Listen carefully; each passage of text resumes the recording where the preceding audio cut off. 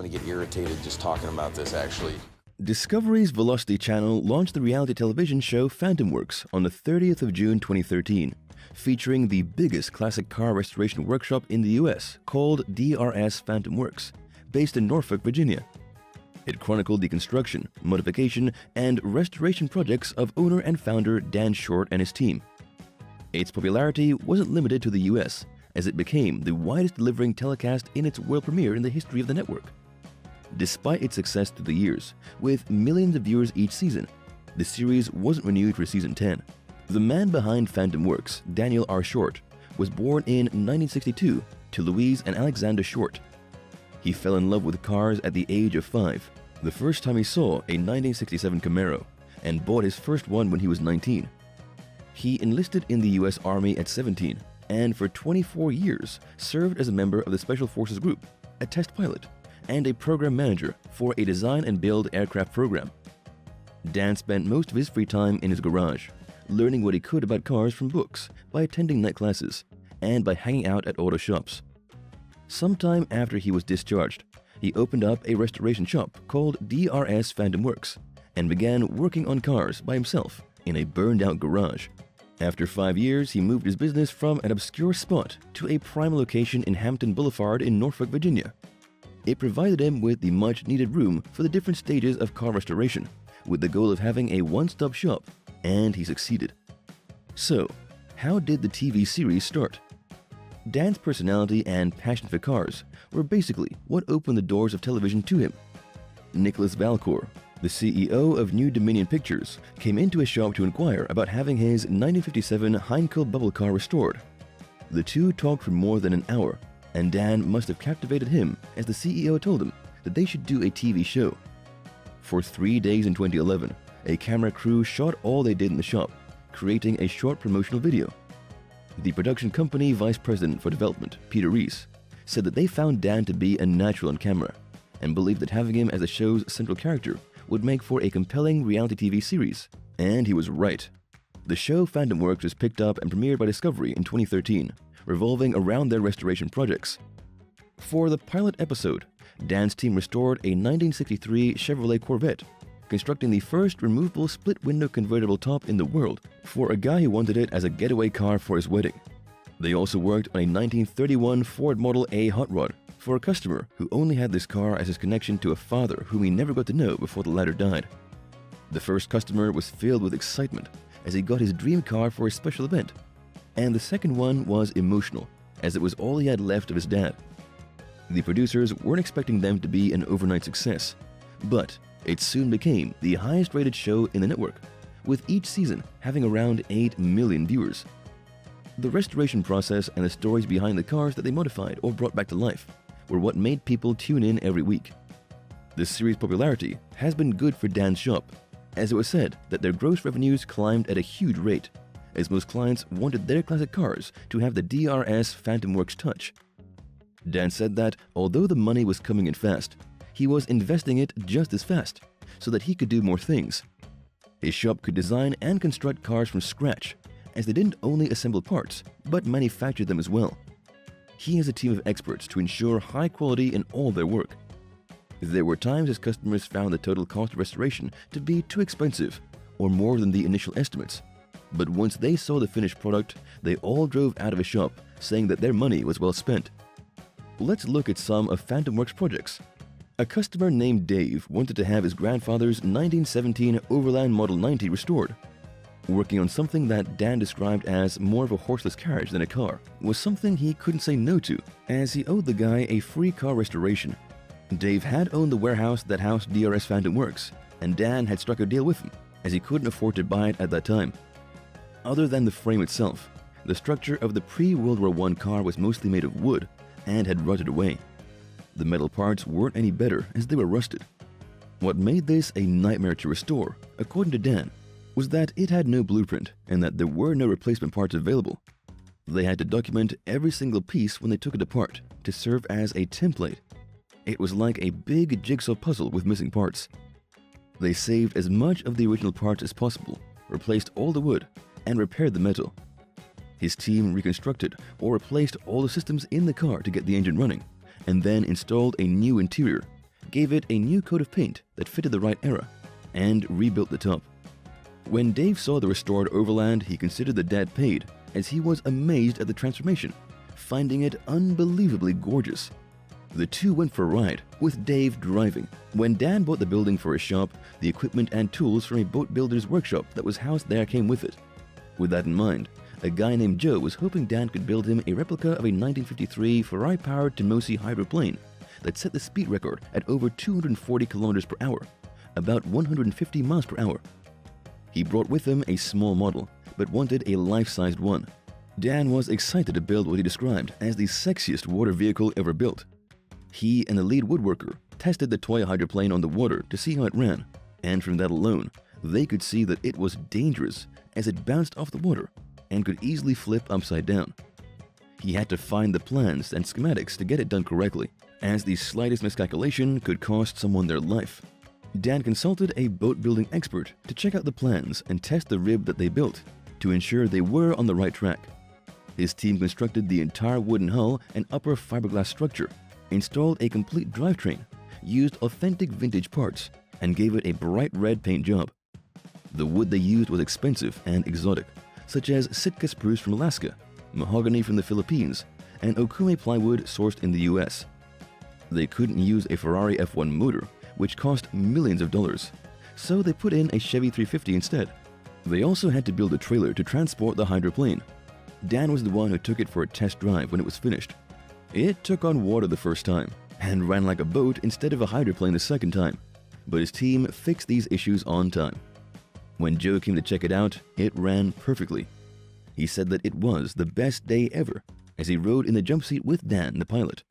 It took more than a year to construct the 1953 FantomWorks Tomosi hydroplane, and cost over $130,000. The president of the Hudson Club, named Mike, came to the shop with his 1939 Hudson 112 Coupe convertible, which he'd got from his father. Only 3 were built, and his was the only one left. After an amateur restoration job 20 to 30 years previously, the owner wanted an original factory restoration that would also fit right in, if not win, at car shows. With only a sales brochure of the car and the owner's research work to go on, Dan and his team had to figure out what the original looked like. They documented each part of the Hudson as they disassembled it. The dashboard was welded in place, so they had to be creative in giving it a wood grain finish. The restoration process included metal fabrication, reconstruction of the engine and every system, as well as the installation of a new interior and top, along with the fully restored grille. The original color of the car was called shadow green, which was actually a blue hue, and they did well at finding the exact color for the paint job. The restored Hudson Coupe convertible was finished in time for the Concours d'Elegance, one of the most prestigious car shows in the US, held in Pinehurst, North Carolina. Mike found the car spectacular and became quite emotional, wishing that his parents could have seen it. Loyal viewers of the hit reality TV series FantomWorks were understandably upset when the network announced that the 9th season, about to premiere in December 2018, was going to be the last. Speculation arose as to why it happened, and many wondered if it had something to do with the lawsuit filed by an irate customer, or the controversy involving his non-profit program, as these issues were damaging to Dan's reputation and that of his shop. Richard and Cynthia Owens came to the shop with a 1960 Ford Thunderbird that needed extensive repairs and restoration, with the total cost of the project at $40,000, assuming no other problems would crop up during a detailed inspection. Dan suggested getting what he referred to as a donor car for the required parts, as it would be much cheaper, amounting to only a few $1,000s, and the Owens agreed to it, as they believed it meant $2,000 to $3,000.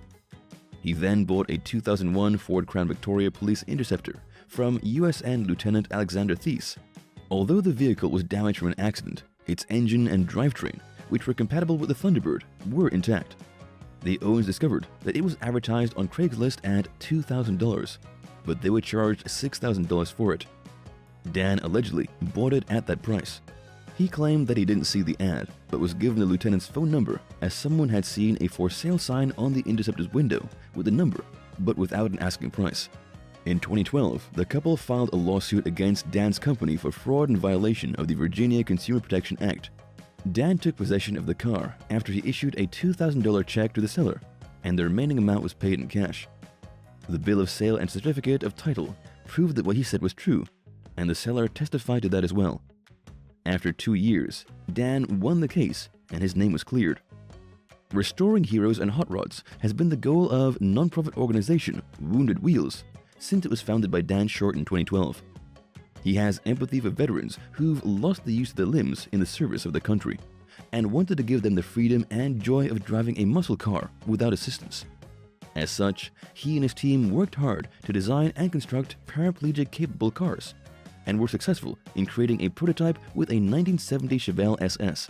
In August 2012, they presented it at the Key Drive Auto Shrinos Car Show to raise awareness and funds for the project, as well as to give hope to disabled veterans. The Virginian Pilot published an article in 2015 about the project and reported that in 4 years, $90,000 was raised, but they still hadn't given any car to a veteran.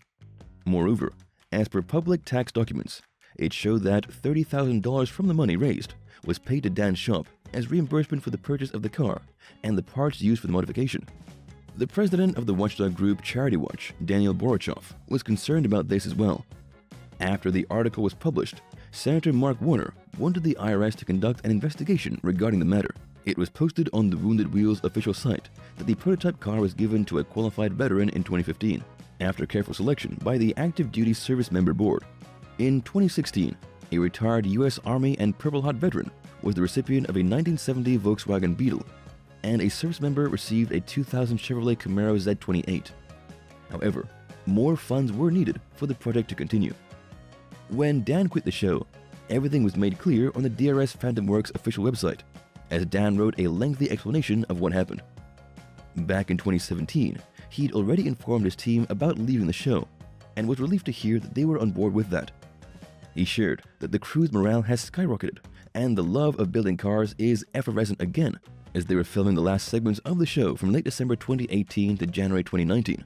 Filming for a television series was stressful, as the crew had to focus on their work, but be mindful that they were on camera, and so had to show and explain what they were doing.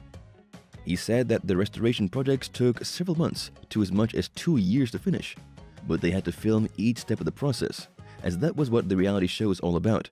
They filmed 5 to 6 days a week, 51 weeks a year, for over 6 years. There was increased employee turnover, as some couldn't handle all that the filming entailed, including the time commitment. They had a demanding schedule, as the crew also worked on cars not shown on television, as they had other customers. Dan's business was attacked, as he said that there were blood-sucking leeches trying to suck riches that never even existed. In fact, he and his wife incurred $1 million in debt. Dan had a meeting with a senior executive of the network, and they came to the conclusion that if doing the show wasn't working for Dan any longer, then it was time to quit. Dan said that if there was one thing he regretted about his decision, it was saying goodbye to the fans of the show. He met a lot of them as he attended Specialty Equipment Market Association, called SEMA, and various car shows, and was grateful for their support. With the camera crew gone, it was business as usual at DRS FantomWorks, as his team continued to construct, repair, restore, and modify cars. All is well with his personal life, based on his wife Melissa's Instagram posts. They celebrated their 22nd anniversary in December 2021. Their youngest son Zaman has been accepted at the Virginia Military Institute and joined the VMI class of 2025. Thank you for spending some time with us. Make sure to like and subscribe so you never miss another video. We also handpick these videos which we recommend you watch next. You can talk to us on all social medias or ask a question in the comments below. Thank you for being with us, and we'll see you back tomorrow.